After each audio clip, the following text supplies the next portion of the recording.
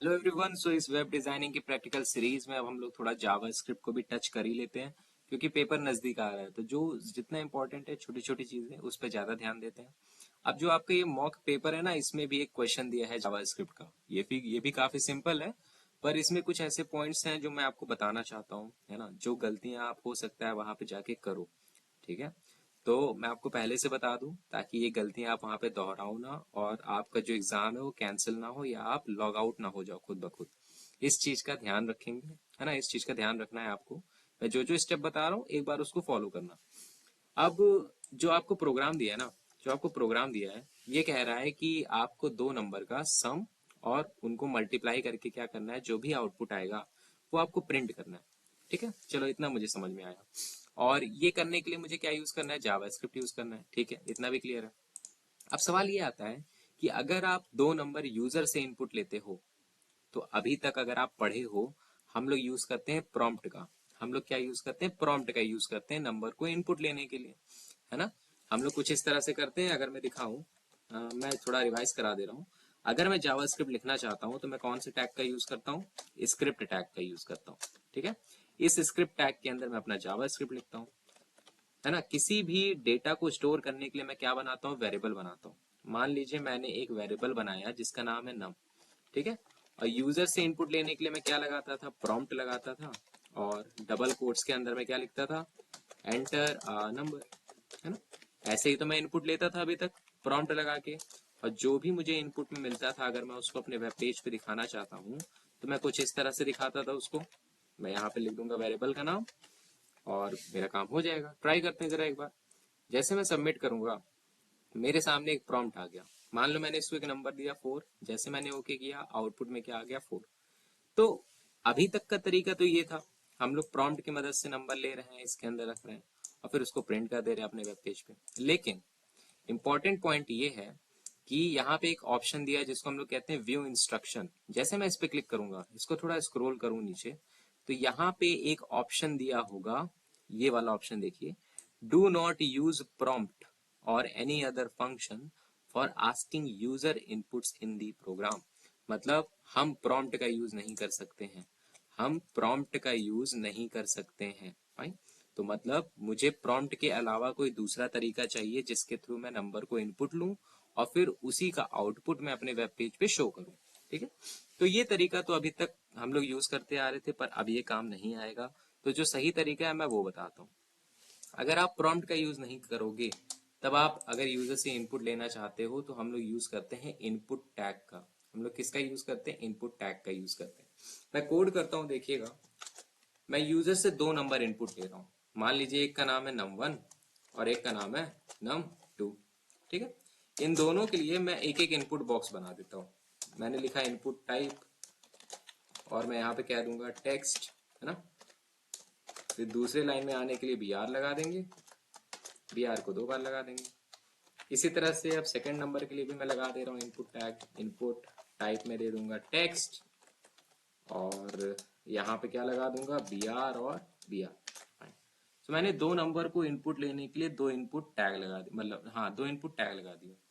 अब मैं क्या कर रहा हूँ, देखिएगा। मैं बना रहा हूँ एक बटन, मैं एक बना रहा हूँ एक बटन, और इस बटन का नाम मैं रखूंगा शो आउटपुट, है ना। मैंने एक बटन बनाया और मैं इस बटन का नाम रखा हूँ शो आउटपुट। मैंने क्यों रखा, क्योंकि मैं चाहता हूँ यूजर मुझे जो भी वैल्यू दे, ये वैल्यू देने के बाद जैसे वो इस बटन पे क्लिक करे, तो जो आउटपुट है, आउटपुट मतलब दोनों का सम और दोनों का मल्टीप्लीकेशन, ये मैं उसको आउटपुट में दिखा दूं। ठीक है, अब ध्यान दीजिएगा मैं क्या कर रहा हूँ यहाँ पे। मैं आउटपुट में क्या क्या शो करना चाहता हूँ, मैं दिखाना चाहता हूँ सम, और मैं क्या दिखाना चाहता हूँ, मल्टीप्लाई, है ना। ये दोनों दिखाना चाहता हूँ। तो इन दोनों को दिखाने के लिए भी मैं किसका यूज कर सकता हूँ, इनपुट टैग का यूज कर सकता हूँ, है ना। अगर मैं यूजर से इनपुट ले रहा हूँ या किसी इनपुट को शो करना चाहता हूँ, तो उन दोनों के लिए मैं इनपुट टैग का यूज कर सकता हूँ, कोई इशू नहीं है। ठीक है, मैं br टैग को जरा रिपीट कर दूं यहाँ पे, और सिमिलरली अपना मल्टीप्लाई के लिए भी इसको रेडी कर लेते हैं। मैं क्या लिखूंगा, इनपुट टाइप में क्या लिख दूंगा, टेक्स्ट, टेक्स्ट, और फिर मैं इसको कर दूंगा क्लोज। फाइन।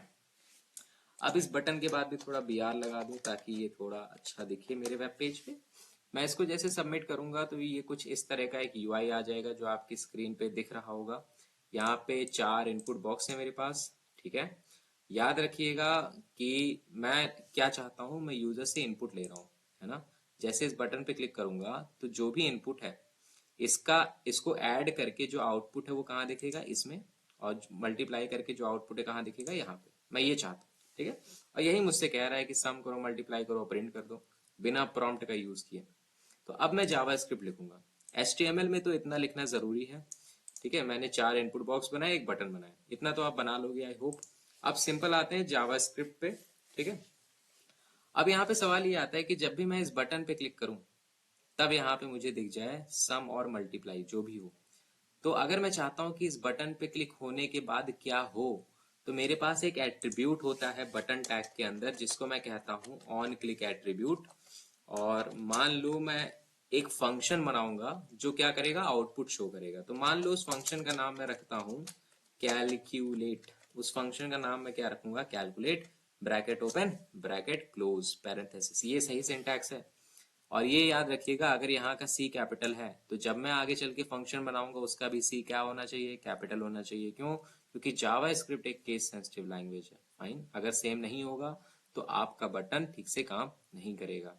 फाइन, तो मैं चाहता हूं कि जब भी यूजर इस बटन पे क्लिक करे तो एक फंक्शन कॉल हो जाए जिसका नाम क्या है, कैलकुलेट, और ये मुझे सम और मल्टीप्लाई कैलकुलेट करके शो कर दे। अब देखो, अब मेन आता है जावा स्क्रिप्ट। अभी तक तो HTML था, अब आता है जावा स्क्रिप्ट।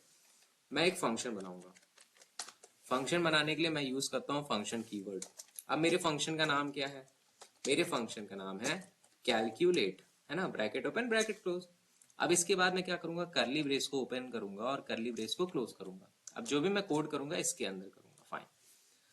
अब अगर आप जावा स्क्रिप्ट डोम पढ़े हो या अगर नहीं पढ़े हो तो सिंपल बताता हूँ। जावा स्क्रिप्ट डोम की मदद से मैं किसी भी टैग को सेलेक्ट कर सकता हूँ, उसकी वैल्यू को एक्सेस कर सकता हूँ, और किसी टैग के अंदर किसी दूसरी वैल्यू को मैं दिखा भी सकता हूँ, है ना। मैं दिखाता हूँ करके, ध्यान देना। मैं यहाँ पे एक वेरिएबल बनाऊंगा टैग। ठीक है, और मैं लिख रहा हूँ document document dot gate elements. याद देना, ध्यान देना, यहाँ पे क्या लिखा है, एलिमेंट्स बाई, इसको मैं कहता हूं tag name. Gate elements bye tag name. अब मैं यहाँ पे किसको सेलेक्ट करना चाहता हूँ, यूजर से इनपुट लेने के लिए मैंने कौन सा टैग यूज किया है, इनपुट। तो मैं किसको सेलेक्ट कर रहा हूँ, सारे इनपुट टैग को सेलेक्ट कर रहा हूँ। ठीक है, अब यहाँ पे दूसरा इंपॉर्टेंट पॉइंट ये है कि जब भी आप यूज करते हो gate elements bye tag name, तो ये हमेशा मुझे एक एरे रिटर्न करता है। ये हमेशा मुझे क्या रिटर्न करता है, एक एरे जिसका जो इंडेक्स है कहाँ से स्टार्ट हो रहा है, 0 से स्टार्ट होता है। तो मैंने किसको सेलेक्ट किया, इनपुट। तो ये इनपुट टैग का एक एरे दे देगा, है ना। इस एरे में 4 इनपुट बॉक्स होंगे, एक ये वाला, ये वाला, ये वाला और ये वाला। अब दूसरा इंपॉर्टेंट पॉइंट, जितने भी एरे होते हैं ना, जितने भी एरे होते हैं उसमें एक कॉन्सेप्ट आता है जिसको मैं कहता हूँ इंडेक्सिंग। इंडेक्सिंग का मतलब पोजीशन, है ना। हर हर एलिमेंट की पोजीशन पहले एलिमेंट के रिस्पेक्ट में। फॉर एग्जाम्पल, जो इंडेक्सिंग होती है कहाँ से स्टार्ट होती है, 0 से। तो जो पहला इनपुट बॉक्स है इसका इंडेक्स क्या है, 0। दूसरे वाले का 1, इसका हो जाएगा आपका 2 और इसका हो जाएगा 3, है ना। तो इंडेक्सिंग के हिसाब से देखा जाए तो 0, 1, 2 और 3। आई होप इंडेक्सिंग आप समझ गए होंगे। अब दूसरा इंपॉर्टेंट पॉइंट जरा देखिएगा। दूसरा इंपॉर्टेंट पॉइंट जो है ये है कि मैं क्या लगाया हूँ, इनपुट, और टाइप में क्या दे दिया हूँ, टेक्स्ट। तो अगर यहाँ पे यूजर मुझे कोई भी नंबर देगा तो वो एज अ स्ट्रिंग एक्सेप्ट होगा, है ना। वो किस तरह से एक्सेप्ट होगा, एज अ स्ट्रिंग। तो मुझे उसको किस में कन्वर्ट करना पड़ेगा, नंबर में कन्वर्ट करना पड़ेगा। तो देखो मैं क्या कर रहा हूँ, मैं यहाँ पे कह रहा हूँ कि मान लेते हैं कि जो मेरा पहला नंबर है, मान लेते हैं जो मेरा पहला नंबर है ना, वो कौन से टैग के अंदर है, टैग नंबर 0 के अंदर है ना। तो टैग नंबर 0 की जो वैल्यू है वो कहाँ आ जाए, num1 के अंदर आ जाए। टैग 0 का मतलब ये पहला वाला इनपुट बॉक्स, इसके अंदर की जो वैल्यू है वो किस में आ जाए, नम के अंदर आ जाए। अभी ये जो नम है, अभी ये जो नम है ये मेरा नंबर नहीं है, ये मेरा क्या है, स्ट्रिंग। तो मैं इसको नंबर में कन्वर्ट करूंगा। कैसे करते हैं, किसी भी नंबर में किसी दिए गए स्ट्रिंग को कन्वर्ट, मैं क्या लिखूंगा, अपने वेरिएबल का नाम इक्वल, मैं यहाँ पे यूज करूंगा टाइप कास्टिंग। मैं क्या लगाऊंगा, नंबर, और यहाँ पे क्या दे दूंगा, num1। मैंने लगा दिया। अब इससे क्या होगा, जो मेरा पहला नंबर है ना वो किस में कन्वर्ट हो गया, एक नंबर में कन्वर्ट हो गया। अभी तक ये स्ट्रिंग था, अब किस में कन्वर्ट हो गया, नंबर में कन्वर्ट हो गया। इसी तरह से मैं दूसरे के लिए काम करूंगा, मैं कहूंगा कि जो मेरा सेकंड नंबर है कौन से टैग में होगा, टैग जिसका इंडेक्स क्या है 1, उसकी जो वैल्यू है वो निकाल के किस में डाल दो, num2। ये 0 था, ये 1 है। अब इसको भी मैं किस में कन्वर्ट करूंगा, नंबर में। तो मैं क्या कहूंगा, num2 is equal to number, और मैं यहाँ पे क्या दे दूंगा, num2। आई होप अभी तक आपको क्लियर होगा कि हमने यहाँ पे किया क्या। हमने इनपुट टैग को सेलेक्ट कर लिया और उसको एक वेरिएबल के अंदर रख दिया। जो पहला वाला इनपुट बॉक्स है उसका इंडेक्स होगा 0, दूसरे वाले का 1। तो जो उसको निकाल के मैं एक वेरिएबल के अंदर रख रहा हूँ जिसका नाम है num1। अब मैंने यहाँ पे दिया था टाइप में टेक्स्ट, तो बाय डिफॉल्ट जो भी वैल्यू इसके अंदर होगा वो किस में होगा, स्ट्रिंग में होगा। तो मैं उसको किस में कन्वर्ट कर दूंगा, नंबर में, और वापस से रख लूंगा। तो इसी तरह से मैंने num1 और num2 की वैल्यू को क्या कर दिया, नंबर में कन्वर्ट करके रख दिया। अब कुछ नहीं करना। अभी जो मेरा इनपुट बॉक्स है इसका इंडेक्स क्या होगा, ये 0 था, ये 1 था, तो ये क्या होगा, 2 होगा। लिखता हूं मैं, देखिएगा। मैं कह रहा हूं टैग जिसका जो इंडेक्स है वो क्या है, 2 है, इसकी जो वैल्यू है ना, सेकेंड इंडेक्स वाले इनपुट बॉक्स की जो वैल्यू है वो क्या हो जाए, वो हो जाए num1 प्लस num2, क्योंकि मुझे यहाँ पे क्या दिखाना है, सम दिखाना है। इसी तरह से जो लास्ट वाला इनपुट बॉक्स है जिसका इंडेक्स क्या है 3, इसकी जो वैल्यू है वो क्या हो जाए, num1 into num2। That's it. मुझे सिर्फ इतना ही कोड करना था जावास्क्रिप्ट में और मेरा काम हो गया। मैं इसको रन करके दिखाता हूँ। मैं इसको रन करता हूँ, देखते हैं क्या होगा। मान लेते हैं मेरे पास एक नंबर है 4, दूसरा नंबर है 5। जैसे मैं शो आउटपुट पे क्लिक करूंगा, मुझे इनका सम मिल गया 5 + 4 9, और यहाँ पे क्या मिल गया, इनका प्रोडक्ट 5 × 4 20। आई होप आपका जो कॉन्सेप्ट हो थोड़ा बहुत क्लियर हो गया होगा। ये क्वेश्चन काफी इंपॉर्टेंट है। आप प्रॉम्प्ट का यूज नहीं कर सकते। यहाँ पे जो दिए गए लिंक से इसको आप हटाना वटाना मत, इसी में कोड करना ताकि कोई इशू ना हो। हटा भी दोगे तो मेरे ख्याल से चल जाएगा, मैंने उसको चला के देखा है, बट कोई रिस्क नहीं लेना हमको। तो जो भी है बॉडी के अंदर हम लोग करेंगे अपना काम, है ना, बाकी सब एज इट इज ही रहने देना। सो आई होप आपको ये क्वेश्चन समझ में आया होगा किस तरह से सॉल्व किया जा रहा है।